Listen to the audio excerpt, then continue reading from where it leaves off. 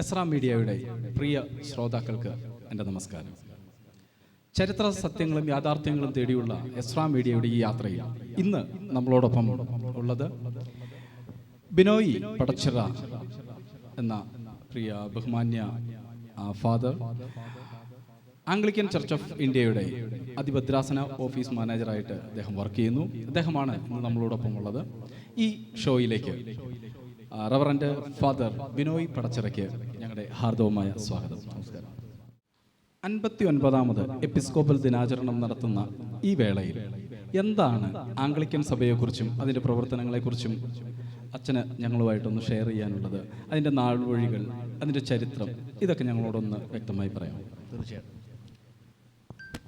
Anglican സഭ എന്ന് പറയുന്നത് അതിൽ തന്നെ ഒരു അർത്ഥമുണ്ട്, ആംഗ്ലേയ സഭ എന്നുള്ളതാണ്. അപ്പോൾ ഇംഗ്ലണ്ടിലെ സഭ എന്ന നിലയിൽ ആംഗ്ലേയ സഭയുടെ ഈ നമ്മുടെ നാട്ടിൽ, നമ്മുടെ എല്ലാ സ്ഥലങ്ങളിലും ആംഗ്ലേയ മിഷണറി പ്രവർത്തനം, ആ ആംഗ്ലേയ സഭയുടെ ലോകത്ത് പല രാജ്യങ്ങളിൽ പോയി സുവിശേഷം പറയുന്നതിന് വേണ്ടി ഉള്ള ഒരു സംഘമായിരുന്നു ചർച്ച് മിഷണറി സൊസൈറ്റി, CMS എന്ന് പറയും. നമ്മുടെ നിയറസ്റ്റ് ആയിട്ട് കോട്ടയത്തുള്ള കോളേജും LP UP നിരവധി സ്കൂളുകളുമൊക്കെ നമ്മുടെ നാട്ടിലുണ്ട്. അതിൻ്റെ എല്ലാം പേര് CMS ആണ്. അപ്പോൾ ചർച്ച് മിഷണറി സൊസൈറ്റി എന്നാണ് പറയുക. അപ്പോൾ അത് ആംഗ്ലേയ സഭയുടെ മിഷണറി പ്രവർത്തനങ്ങൾ നടത്തുന്നതിന് വേണ്ടി ലോകത്ത് വിവിധ രാജ്യങ്ങളിൽ അവർ പോയി പ്രവർത്തിച്ചു. നമ്മുടെ നാട്ടിലും വരികയുണ്ടായി, ഇന്ത്യയിൽ വന്നു. 1813 ആയപ്പോൾ നമ്മുടെ നാട്ടിലും എത്തി. അങ്ങനെ നമ്മുടെ കേരളത്തിലും മിഷണറി പ്രവർത്തനങ്ങൾ, ഞാൻ അതിലേക്ക് കൂടുതൽ ഇറങ്ങിപ്പോകുന്നില്ല, അവരുടെ പ്രേക്ഷിത പ്രവർത്തനങ്ങൾ നമ്മുടെ കൊച്ചു കേരളത്തിലും എത്തി. ആദ്യ കാലഘട്ടങ്ങളിൽ അവരിവിടെ വന്നപ്പോൾ നമ്മുടെ ഈ കേരളത്തിൽ ഇവിടുത്തെ അന്നുണ്ടായിരുന്ന പാരമ്പര്യ ക്രൈസ്തവരുമായി, അല്ലെങ്കിൽ സിറിയൻ ക്രിസ്ത്യൻസ് എന്ന് വിശേഷിപ്പിക്കുന്നവരുമായി ചേർന്നൊരുമിച്ച് പ്രവർത്തിക്കുകയാണ് ഉണ്ടായത്. അത് സിറിയൻ ക്രിസ്ത്യനോട്ട് ചേർന്ന് പ്രവർത്തിക്കുന്ന സമയം അവർക്കൊരു സ്വഭാവം ഉണ്ടല്ലോ, സമ്പത്ത് എന്നുള്ളതൊരു വലിയ കാര്യമാണ്. അപ്പോൾ നിങ്ങളുടെ ഉപദേശമൊന്നും ഞങ്ങൾക്ക് വേണ്ട, നിങ്ങളുടെ പണം മതി. അപ്പോൾ ആ പണം മേടിച്ച് വിനിയോഗിക്കുക. അവരുടെ ഉപദേശങ്ങളിലോ അവരുടെ മറ്റു കാര്യങ്ങളിലോ ഒന്നും വലിയ ഇൻട്രസ്റ്റ് ഇവർ കാണിച്ചില്ല. കുറച്ച് നാൾ കഴിഞ്ഞപ്പോൾ അവരുമായിട്ട് തെറ്റിപ്പിരിയുന്നൊരവസ്ഥയുണ്ടായി. എനിക്ക് 1834-30 കഴിഞ്ഞ ആ സമയങ്ങളിലൊക്കെ ഇവർ തമ്മിലൊരു അകൽച്ചയുണ്ട്. ഇവിടുത്തെ സവർണ ക്രൈസ്തവ സഭകളുമായിട്ടുള്ള അല്ലെങ്കിൽ ഓർത്തഡോക്സ് ഭാഗവുമായിട്ടുള്ള അകൽച്ച. അതിനുശേഷം തങ്ങളുടെ പ്രേക്ഷിത പ്രവർത്തനം എവിടെ ചെയ്യണമെന്നോർത്ത് അവരിങ്ങനെ പകച്ചു നിൽക്കുകയായിരുന്നു. അങ്ങനെ നിൽക്കുമ്പോഴാണ് കേരളത്തിലെ അടിസ്ഥാന ജനവിഭാഗങ്ങളിലേക്ക് അവരുടെ ശ്രദ്ധ എത്തപ്പെടുന്നത്. അപ്പോൾ അവരെ സംബന്ധിച്ചിടത്തോളം അന്ന് ശരിക്കും പറഞ്ഞാൽ നല്ല അടിമത്തം നിലനിൽക്കുന്ന സമയമാണ്. ആ അടിമത്തം നിലനിൽക്കുന്ന സമയത്ത് അവർ മിഷണറിമാർ ഈ സമൂഹത്തെ കണ്ട് പാടത്ത് ജോലി ചെയ്യുന്നവർ, കഷ്ടപ്പെടുന്നവർ, അവർ ദൈവം എന്താണെന്നറിയാൻ മേലാത്ത ഒരു സമൂഹം, അവരെ ശരിക്കും പറഞ്ഞു കഴിഞ്ഞാൽ വിലയ്ക്ക് വാങ്ങിയതിന് തുല്യമായി അവർക്ക് വേണ്ടതെല്ലാം നൽകി. ഭക്ഷണം നൽകി, അവർക്ക് വസ്ത്രം നൽകി, അവർക്കെല്ലാ കാര്യങ്ങളും നൽകി, ശരിക്കും പറഞ്ഞാൽ വില കൊടുത്ത് വാങ്ങുന്ന ഒരവസ്ഥയായിരുന്നു. അങ്ങനെ 1854 കേരളത്തിലെ ഒരു അധസ്ഥിത ജനവിഭാഗത്തിൽപ്പെട്ടിട്ടുള്ള മല്ലപ്പള്ളിയിലുള്ള ദൈവത്താൻ എന്ന് പറയുന്ന മനുഷ്യനെ ജ്ഞാനസ്നാനം ചെയ്ത് ക്രിസ്ത്യാനിയാക്കി. ജ്ഞാനസ്നാനം ചെയ്ത് ക്രിസ്ത്യാനിയാക്കി ദൈവത്താൻ എന്ന മനുഷ്യനെ ഹാബേൽ എന്ന പേര് നൽകിയിട്ടുണ്ടായി. ആ ഹാബേലിനെ നമ്മൾ ആംഗ്ലിക്കൻ സഭ വിശുദ്ധനായിട്ട് 2004 പ്രഖ്യാപിക്കുകയുണ്ടായി. വിശുദ്ധ കൈപ്പറ്റ ഹാബേൽ എന്നാണ് ഇപ്പോൾ നമ്മൾ അറിയുന്നത്. അപ്പോൾ അങ്ങനെ ആ ഹാബേൽ ക്രിസ്തീയ വിശ്വാസത്തിലേക്ക് വന്നതിനെ തുടർന്ന് നമ്മുടെ നാടിൽ, കേരളത്തിൽ വിവിധ സ്ഥലങ്ങളിൽ അനേക ആളുകൾ ക്രിസ്തീയ വിശ്വാസം സ്വീകരിച്ചു. അപ്പം അന്നത്തെ ക്രിസ്തീയ വിശ്വാസം സ്വീകരിച്ചിരിക്കുമ്പോൾ അവരുടെ രക്ഷ അല്ലെങ്കിൽ അടിമത്തത്തിൽ നിന്നൊരു മോചനം എന്നുള്ള നിലയിലാണ് ഈ ആളുകൾ ഭൂരിഭാഗവും വിശ്വാസം സ്വീകരിച്ചു വരികയുണ്ടായി. അങ്ങനെ അനേക ആളുകൾ വിശ്വാസം സ്വീകരിച്ചു വരികയും 1879 ഒക്കെ ആകുമ്പോൾ ഇവിടെ ഒരു വലിയ ഒരു കൂട്ടമായി അവർ രൂപപ്പെടുകയാണ്. എന്ന് പറഞ്ഞാൽ കേരളത്തിലെ അധസ്ഥിത ജനവിഭാഗങ്ങളെല്ലാവരും ഒരു നല്ല ഒരു കൂട്ടമായി മാറുന്നു. അവർക്ക് വേണ്ടി ആണ് ആക്ച്വലി ഈ മിഷണറിമാർ, ഇൻസ്റ്റിറ്റ്യൂഷൻസ്, LP UP ലെവലിൽ പഠിക്കുന്നവരും വേണ്ടി വിദ്യാഭ്യാസത്തിന് പ്രാധാന്യം കൊടുക്കുകയും പ്രാഥമിക വിദ്യാഭ്യാസത്തിനുണ്ട് LP സ്കൂള്, പിന്നെ UP സ്കൂള്, പിന്നെ ഉന്നത വിദ്യാഭ്യാസം നേടാൻ വേണ്ടിയാണ് കോട്ടയത്തെ നമ്മുടെ കോളേജ് അടക്കമുള്ള സംവിധാനങ്ങളെല്ലാം ഉണ്ടാക്കിയത്. അങ്ങനെ അവർ ഒരുമിച്ച് കാര്യങ്ങൾ മുന്നോട്ട് വന്നു. പിന്നെ കുറച്ച് കഴിഞ്ഞപ്പം 1947 നമ്മൾ വരുമ്പോൾ കാണുന്നത് ബ്രിട്ടീഷുകാർ ഇന്ത്യ വിട്ട് പോവുകയാണ് ആണല്ലോ. അപ്പോൾ ഇന്ത്യ വിട്ട് പോകുന്ന സമയം ഇവിടെ ഉണ്ടായിരിക്കുന്ന ഈ സംഗതികളെയെല്ലാം, ഈ സഭകളെയെല്ലാം, അവർ സംഘടിപ്പിച്ച സംവിധാനങ്ങളെയെല്ലാം ഏകോപിപ്പിച്ച് church of south India, CSI, church of south ഇന്ത്യക്ക് രൂപം കൊടുക്കുകയാണ്. രൂപം കൊടുത്തിട്ട് 1947 ഇവർ ഇവിടുന്ന് 1879 തിരുക്കൊച്ചി ആർച്ച് ഡയോസിസ് രൂപീകൃതമാകുന്നത്. 1879. അങ്ങനെ ഇവിടെ മിഷണറിമാരുടെ പ്രേക്ഷിത പ്രവർത്തനം കൊണ്ട് ഒരു ഡയോസിസ് രൂപീകൃതമാകുന്നു. അതിൻ്റെ എല്ലാ സംവിധാനങ്ങളും ഇവിടെ ചലിക്കുന്നു. അങ്ങനെ ഒരു നല്ല മൂവ്മെൻറ്റ് മുന്നോട്ട് പോവുകയാണ്. 1947 ആയപ്പോൾ ബ്രിട്ടീഷുകാർ ഇന്ത്യ വിട്ടു പോകുന്ന സമയം അവരുടെ ഇവിടെ ഉണ്ടായിരുന്ന അവർ മിഷണറി പ്രവർത്തനം നടത്തി സംവിധാനങ്ങളെല്ലാം സംയോജിപ്പിച്ചുകൊണ്ട് സഭൈക്യ പ്രസ്ഥാനത്തിന് രൂപം കൊടുത്തു. അത് 1947. അങ്ങനെ ഉണ്ടായ സഭൈക്യ പ്രസ്ഥാനമാണ് ചർച്ച് ഓഫ് സൗത്ത് ഇന്ത്യ എന്ന് പറയുന്നത്. അതായത് CSI എന്ന് പറയുന്നത് ഷോർട്ട് ഫോമിൽ പറയുമ്പോൾ CSI, church of south India അങ്ങനെയാണ് രൂപീകൃതമാകുന്നത്. അപ്പോൾ ചർച്ച് ഓഫ് സൗത്ത് ഇന്ത്യ രൂപീകൃതമാകുമ്പോൾ അവർ ടേംസ് ആൻഡ് കണ്ടീഷൻസും കൂടി ഉണ്ടായിരുന്നു. അതായത് അങ്ങോട്ടും ഇങ്ങോട്ടും ആരെയും കൂടുതൽ പീഡിപ്പിക്കുന്ന അല്ലെങ്കിൽ ബുദ്ധിമുട്ടുണ്ടാക്കുന്ന കാര്യങ്ങളൊന്നും ഉണ്ടാകാൻ പാടില്ല. ഉണ്ടായാൽ തന്നെ അങ്ങനെ ഒരു സാഹചര്യം ഉണ്ടായാൽ ഇതിൽ നിന്ന് പിൻവാങ്ങാം എന്നുള്ളതായിരുന്നു. ആ ടേംസ് ആൻഡ് കണ്ടീഷൻസിൻ്റെ അടിസ്ഥാനത്തിൽ ഒരു സഭൈക്യ പ്രസ്ഥാനത്തിന് രൂപം കൊടുത്ത് ബ്രിട്ടീഷുകാർ പോയതിന് ശേഷം നമ്മൾ CSIയുടെ ആ സംവിധാനത്തിൻ്റെ അകത്താണ് നിൽക്കുന്നത്. അപ്പോൾ കുറച്ച് നാൾ കഴിഞ്ഞ് കാര്യങ്ങളൊക്കെ ഇങ്ങനെ സ്റ്റാർട്ടിങ്ങിൽ വലിയ കുഴപ്പമില്ലായിരുന്നു. പിന്നെ കുറച്ച് കഴിഞ്ഞ് പോയപ്പോൾ സാമൂഹ്യ നീതി നഷ്ടപ്പെടുന്ന അവസ്ഥയുണ്ടായി, വിവേചനം ഉണ്ടായി. അപ്പോൾ പരിവർത്തിത ക്രൈസ്തവരോട് വേണ്ടത്ര ഒരു നീതി പുലർത്തൽ അന്ന് അവിടുത്തെ സഭാ സംവിധാനങ്ങളിൽ ഇല്ലാതെ പോയി. നമുക്ക് നീതി നിഷേധിക്കപ്പെടുന്നു എന്നുള്ള തിരിച്ചറിവ്, അല്ലെങ്കിൽ അന്ന് ആ സഭയിൽ, ആ സമൂഹത്തിൽ അന്ന് വ്യാപകമായിട്ടുള്ള ഒരു വലിയ ഒരു ബുദ്ധിമുട്ടുണ്ടാക്കി. പരിവർത്തിത ക്രൈസ്തവർക്ക് നീതി നിഷേധിക്കപ്പെടുന്നു, അവരെ മാറ്റി നിർത്തുന്നു. മിഷണറിമാർ മുഴുവൻ അവർക്ക് നൽകിക്കൊടുത്ത സംവിധാനങ്ങളുടെ എല്ലാം പ്രധാന നടത്തിപ്പുകാരായിട്ട് സിറിയൻ ക്രിസ്ത്യൻസ് മാറുകയാണ്. അങ്ങനെ ഒരു വലിയ പൊട്ടിപ്പുറപ്പെടലുണ്ടാവുകയും അത് വലിയ ഒരു സെപ്പറേഷനിലേക്ക് മാറുകയും ചെയ്യുന്നു. ചുരുക്കി പറയാം, 1964 ഒരു സെപ്പറേഷൻ മൂവ്മെൻറ്റ് ഉണ്ടാവുകയാണ്. അതിൻ്റെ അടിസ്ഥാനത്തിൽ CSIയിൽ നിന്ന് കേരളത്തിലെ പരിവർത്തിത ക്രൈസ്തവ സമൂഹം ഒന്നടങ്കം അവർ വേറിട്ട് അല്ലെങ്കിൽ സെപ്പറേറ്റ് ചെയ്ത് പോവുകയാണ്. 1966 മെയ് മാസം 5-ാം തീയതി ഈ സെപ്പറേറ്റ് ചെയ്ത് മാറി നിൽക്കുന്ന ഈ ഭാഗം അതൊരു വലിയ കൂട്ടമായിരുന്നു, വലിയൊരു ജനക്കൂട്ടമായിരുന്നു. കേരളത്തിൽ ഇന്നിപ്പോൾ വിവിധ സഭകളിൽ നിൽക്കുന്ന എല്ലാ പരിവർത്തിത ക്രൈസ്തവരും എന്ന് അവിടെ ഉണ്ടായിരുന്നു. അപ്പോൾ അവർ 1966 മെയ് 5-ന് ഇവർക്ക് ഒരു ബിഷപ്പിനെ വാഴിക്കുവാനിടയായി. ആ ബിഷപ്പാണ് കാലം ചെയ്ത archbishop doctor BJ Stephen തിരുമേനി.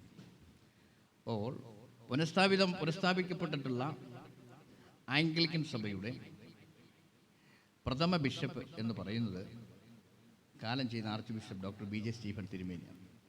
അപ്പോൾ തിരുമേനിയുടെ പ്രവർത്തനങ്ങൾ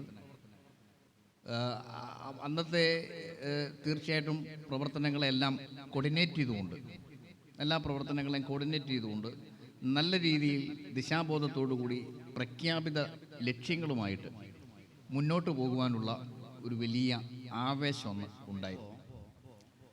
അങ്ങനെ ഒരു പ്രഖ്യാപിത ലക്ഷ്യത്തോടു കൂടി, നല്ല ഒരു വീക്ഷണത്തോടു കൂടി പുനഃസ്ഥാപിക്കപ്പെട്ടിട്ടുള്ള മഹായിടവകയാണ് തിരുക്കൊച്ചി ആർച്ച് ഡയോസിസ്. അത് 1966 മെയ് മാസം 5-ാം തീയതിയാണ് പുനഃസ്ഥാപിക്കപ്പെടുന്നത്. അതിന് പുതിയ ബിഷപ്പുണ്ടാകുന്നു. അപ്പോൾ അങ്ങനെ 1966 നമ്മളിങ്ങോട്ട് കണക്കാക്കുമ്പോൾ നമ്മൾ എത്തി നിൽക്കുന്നത് 59-ാം. അതെ, അത് പരിവർത്തിത ക്രൈസ്തവരുടെ ഉന്നമനവും അവരുടെ നന്മയും അവരുടെ എല്ലാ തരത്തിലുള്ള ഉയർച്ചയും ലാക്കാക്കി പ്രവർത്തിക്കണം എന്നുള്ള വ്യക്തമായ ബോധത്തോടു കൂടി ആണ് അത് അങ്ങനെ ഒരു സെപ്പറേഷൻ മൂവ്മെൻ്റ് ഉണ്ടായത്. അങ്ങനെ ഈ സഭയ്ക്ക് ഒരു പ്രഥമ ബിഷപ്പ് ഉണ്ടായത്.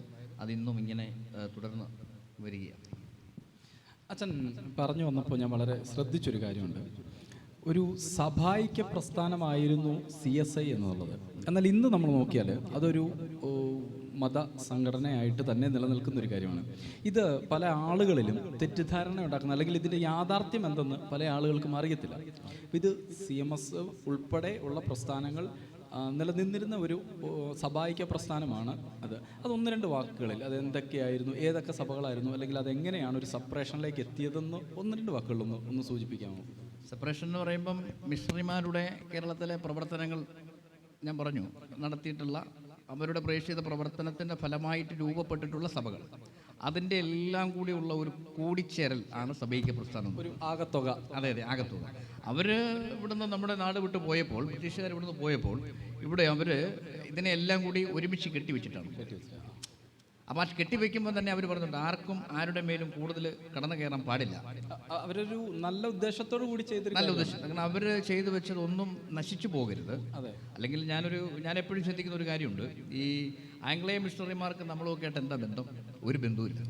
ഒരു ബന്ധവും ഇല്ലാത്ത മിഷണറിമാർ കേരളത്തിൽ വന്ന കോടിക്കണക്കിന് രൂപ ഇൻവെസ്റ്റ് ചെയ്യണമെന്നുണ്ടെങ്കിൽ അവർ നടത്തിയിട്ടുള്ള പ്രവർത്തനം. ഇപ്പോൾ കോട്ടയം നമുക്ക് എടുക്കാം. കോട്ടയം ടൗൺ എടുത്താൽ കോട്ടയം ടൗൺ ബേക്കർ ജംഗ്ഷൻ അല്ലേ, ബേക്കർ സാഹിബിൻ്റെ പേരിലുള്ളതാണ്. കോട്ടയം പട്ടണം മുഴുവൻ, ഹൃദയഭാഗം മുഴുവൻ മിഷണറിമാരുടെ ഒരു ഒരു ഒരു ഒരു ഇൻവെസ്റ്റ്മെൻറ്റാണ്. അപ്പോൾ അങ്ങനെ ഒരു വലിയ ഇൻവെസ്റ്റ്മെൻറ്റ് അവർക്ക് ഇവിടെ നടത്തേണ്ട കാര്യം എന്തായിരുന്നു? അത് മുഴുവൻ അവർ നടത്തിയത് യേശുക്രിസ്തുവിലുള്ള ഒരു എന്നാ പറയുന്നത് വിശ്വാസത്തിൻ്റെ അടിസ്ഥാനത്തിൽ അവരുടെ പ്രേക്ഷിത ഫലത്തിൻ്റെ ഫലമാണ്.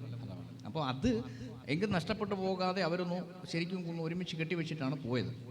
പക്ഷെങ്കിൽ പിന്നീട് സംഭവിച്ചത് എന്താണെന്ന് ചോദിച്ചു കഴിഞ്ഞാൽ ആത്മീയമാകുന്ന ചൂഷണമാണ്. അതാണ്, ആ ചൂഷണത്തിലൂടെയാണ് ഈ സെപ്പറേഷൻ മൂവ്മെൻറ്റ് ഉണ്ടാകാനുള്ള കാര്യം എന്ന് പറയുന്നത്. അതെ, തീർച്ചയായിട്ടും. കാരണം ഇങ്ങനെയുള്ള കാര്യങ്ങൾ നമ്മൾ ഈ ചരിത്രത്തിൻ്റെ വഴികൾ അന്വേഷിക്കുക എന്ന് പറയുന്നത്, പ്രത്യേകിച്ച് ഇന്നത്തെ തലമുറയ്ക്ക് അത് വളരെ ആവശ്യമാണ്. അവർ ഈ ചരിത്ര ബോധത്തിലേക്ക് വരുന്നുണ്ട്. അത് ഒരു നല്ല ഒരു കാര്യമായിട്ട് തന്നെ ഞങ്ങൾ അതിനെ കാണുകയും പോസിറ്റീവായിട്ട് തന്നെ വിലയിരുത്തുകയും ചെയ്യുന്നത്. അപ്പം ഇങ്ങനെയുള്ള ഈ കാര്യങ്ങളിൽ CMS എന്നതൊരു സഭ, അല്ലെങ്കിൽ CSI എന്നൊരു സഭ എന്നതിനപ്പുറത്തേക്ക് അവർക്ക് ഇങ്ങനെയുള്ള അറിവുകളും കൂടെ കിട്ടുന്നത് വലിയൊരു കാര്യം തന്നെയാണ്. 59-ാം വർഷത്തിലേക്ക് എത്തി നിൽക്കുമ്പോൾ ഈ പുനഃസ്ഥാപിത സഭയുടെ പ്രഖ്യാപിത ലക്ഷ്യങ്ങളുണ്ടായിരുന്നല്ലോ, അതിലേക്ക് സഭയ്ക്ക് എത്തിപ്പെടാൻ കഴിഞ്ഞിട്ടുണ്ടോ? എനിക്കറിയാം അത് വളരെ പ്രയാസമുള്ളൊരു ചോദ്യമാണ്. എങ്കിലും ഒരു പ്രസ്ഥാനത്തെക്കുറിച്ച് നമ്മൾ വിലയിരുത്തുകയും അതിൻ്റെ പ്രവർത്തനങ്ങളെ നമ്മൾ വിലയിരുത്തുകയും ചെയ്യണം തീർച്ചയായിട്ടും. എങ്കിലാണ് അങ്ങനെയുള്ള പ്രസ്ഥാനങ്ങൾക്ക് ഒരു വളർച്ച എത്രത്തോളം ഉണ്ട് എന്ന് നമുക്ക് മനസ്സിലാക്കാൻ കഴിയുന്നത്. അപ്പോൾ തീർച്ചയായിട്ടും എന്താണ് അച്ഛൻ്റെ അഭിപ്രായം അതിനകത്ത്? ആ ഒരു പ്രഖ്യാപിത ലക്ഷ്യങ്ങളിലേക്ക് എത്തിച്ചേരാനായിട്ട് കഴിയുന്നുണ്ടോ? അതിന് ആ ചോദ്യത്തിന് മെരിറ്റും ഉണ്ട്, ഡീമെരിറ്റും ഉണ്ട്. ആദ്യം ഞാൻ മെരിറ്റ് പറയാം. മെരിറ്റ് എന്ന് പറയുമ്പോൾ കേരളത്തിലെ പരിവർത്തിത ക്രൈസ്തവർക്ക് അല്ലെങ്കിൽ അധസ്ഥിത ജനവിഭാഗങ്ങൾക്കുള്ള ഏക എപ്പിസ്കോപ്പൽ സഭയാണ് ആംഗ്ലിക്കൻ സഭ. നമ്മൾ തിരുക്കൊച്ചി ആർച്ച് ഡയോസിസ്. നമുക്ക് മുതലൊരു സവർണാധിപത്യത്തിൻ്റെ ഒരു കാര്യം പോലും ഇല്ല. നമ്മൾ ഭരിക്കുന്നു. അതാണ് എൻ്റെ മെരിറ്റ് എന്ന് പറയുന്നത്. ഇപ്പോൾ കേരളത്തിൽ ആംഗ്ലിക്കൻ സഭയ്ക്ക് പള്ളിയും സെമിത്തേരിയും പള്ളി വസ്തുവൊക്കെ ആയിട്ട് കോടിക്കണക്കിന് രൂപയുടെ അസറ്റ് ഇന്ന് നമുക്കുണ്ട്. അതിൻ്റെ മേൽ വേറൊരു അതോറിറ്റി ഇല്ല, നമ്മൾ മാത്രമാണ് അതോറിറ്റി. അതാണ് മെരിറ്റ് എന്ന് പറയുന്നത്. മുമ്പ് ചോദിച്ച ചോദ്യത്തിൽ ഒരു ഡീമെരിറ്റ് ഉണ്ട്. ആ ഡീമെരിറ്റ് എന്ന് പറഞ്ഞാൽ എത്തേണ്ട സ്ഥലത്ത് എത്തിയിട്ടുണ്ടോ, അല്ലെ പ്രതീക്ഷയ്ക്കൊത്തവണ്ണം എത്താൻ കഴിഞ്ഞിട്ടുണ്ടോ എന്നുള്ളതാണ്. അതിന് എൻ്റെ വ്യക്തിപരമായ അഭിപ്രായം ഒരു 60% എത്തിയിട്ടില്ല എന്ന് തന്നെയാണ്. ഇപ്പോൾ ഇവിടുത്തെ യുവ സമൂഹം വളർന്നു വരുന്ന ചെറുപ്പക്കാർ ഒക്കെ എല്ലാ വീട്ടിലും ഇപ്പോൾ ഒരു വീട്ടിലൊരു ഗ്രാജുവേറ്റ് അല്ലെങ്കിൽ പോസ്റ്റ് ഗ്രാജുവേറ്റ് ഒക്കെ ഉണ്ട്.